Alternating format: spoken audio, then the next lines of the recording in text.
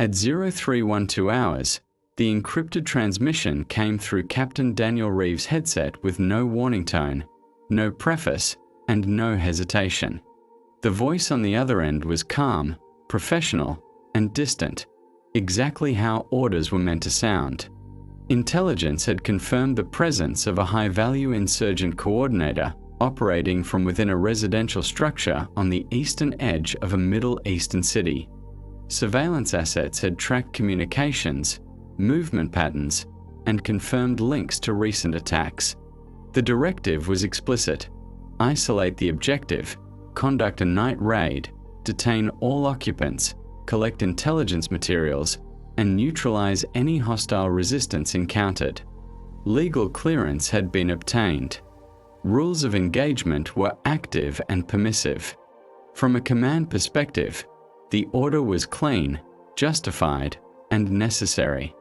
Daniel acknowledged the transmission without comment, but as the signal cut out, he felt the familiar tightening in his chest, the sensation that came not from fear, but from knowing that once an order reached ground level, its consequences would no longer belong to headquarters.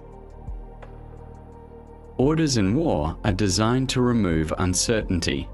They are built to override hesitation, compress decision-making, and ensure coordinated violence when required. Daniel had been trained to trust that system since his first day in uniform. He understood that orders were not issued casually. They passed through intelligence analysts, legal advisors, and multiple layers of command. But he also understood something that was never written in doctrine.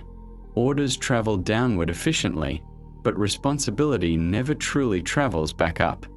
Once executed, the moral weight of an order settles permanently on the individual who carries it out. Daniel had followed dozens of orders during his career. Some had saved lives. Some had cost them.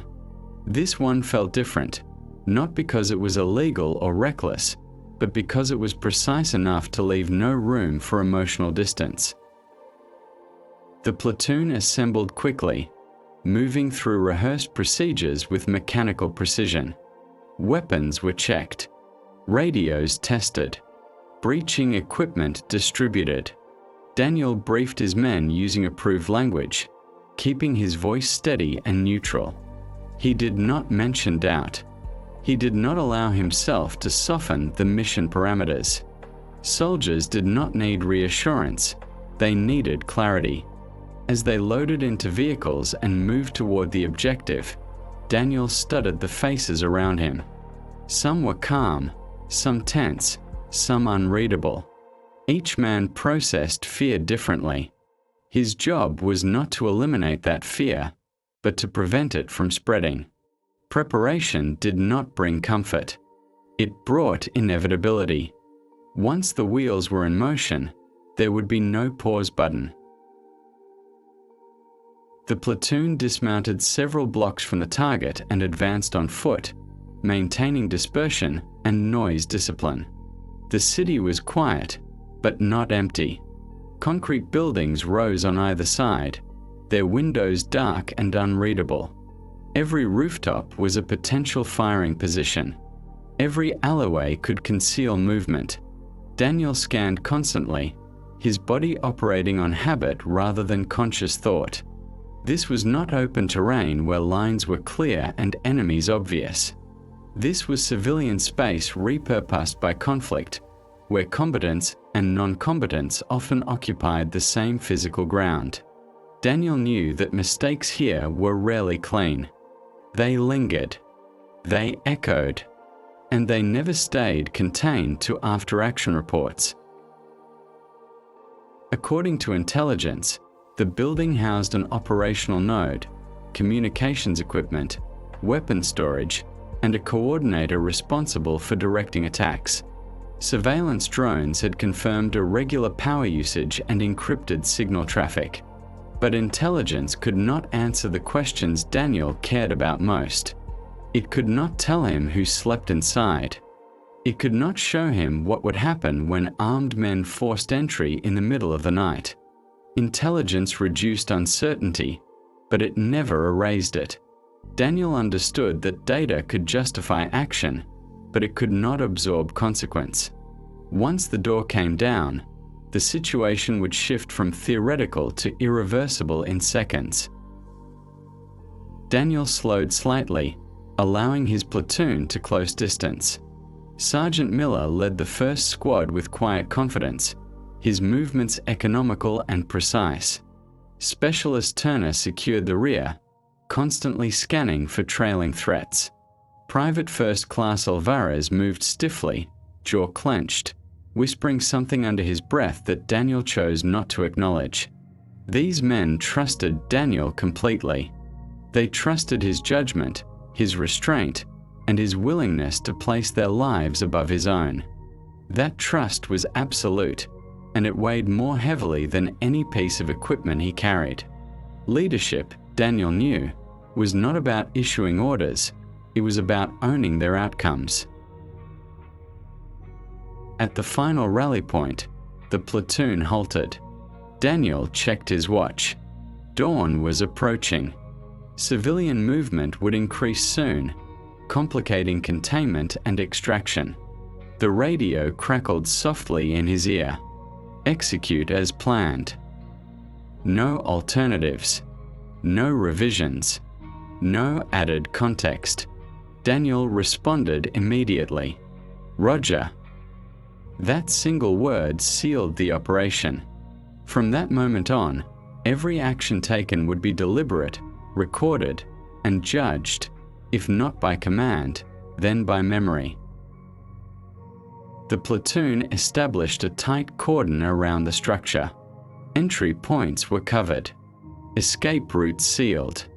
Weapons were raised, safeties engaged. Daniel stood facing the front door. It was old, scarred, and ordinary. There were no warning signs, no visible indicators of threat. Just a door separating armed men from whatever waited inside.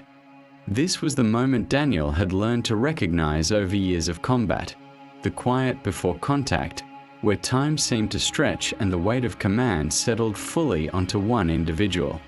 Once he raised his fist, there would be no undoing what followed. The breaching charge detonated with control violence, shattering the door inward. The platoon surged forward, voices sharp and authoritative. Clear. Move. Hands up. The interior was chaotic. Overturned furniture, narrow hallways, shifting shadows. Daniel's weapon tracked movement instinctively as training took over. This was execution mode, where emotion was suppressed in favor of speed and control. The operation unfolded exactly as rehearsed, until reality introduced variables that training never fully captured. The first figure encountered was unarmed, a woman standing frozen near the hallway, hands raised instinctively, eyes wide with fear. Behind her, two children pressed against the wall, silent and unmoving. Their presence slowed the tempo of the operation immediately, not by command, but by instinct. The room filled with armed men, yet no one fired. No one shouted. This was not in the briefing. No intelligence slide had prepared Daniel for this exact configuration of fear, confusion, and vulnerability. The order had not changed, but the environment had. From a rear room emerged a man with his hands visible, movements cautious and deliberate. Facial recognition software confirmed his identity within seconds. He was the target, the coordinator, the justification for the raid, the reason the platoon was there. The order reasserted itself with brutal clarity. Detain all occupants. Secure the objective. Everything was lawful. Everything was correct. And yet, Daniel felt the internal resistance rise, not against the mission, but against the simplicity of its framing. The man did not look like the figure described in intelligence reports. He looked older, worn down, human. Daniel knew better than to confuse appearance with innocence. He had seen enough deception to last a lifetime. But knowing something intellectually did not silence the body's reaction to it. His heart objected quietly, not in defiance, but in awareness. This was the moment no doctrine truly prepared leaders for, when the order was right, but its execution demanded restraint. Daniel understood that how he acted now would define the memory of this mission far more than its outcome. Daniel issued his commands calmly. Secure the mail. Search the structure. Weapons low and less necessary. The target was detained without resistance. Weapons and intelligence materials were recovered. The platoon withdrew according to plan. The operation was classified as a success. Daniel's after-action report was precise, professional, and unemotional. There was no space in official records for doubt or moral weight. Years later, Daniel would still remember that night, not because the mission failed, but because it demanded restraint when force was authorized. He had followed the order. He had not disobeyed, but he had listened to the part of himself that understood leadership was more than execution, because war demands obedience. But leadership demands restraint.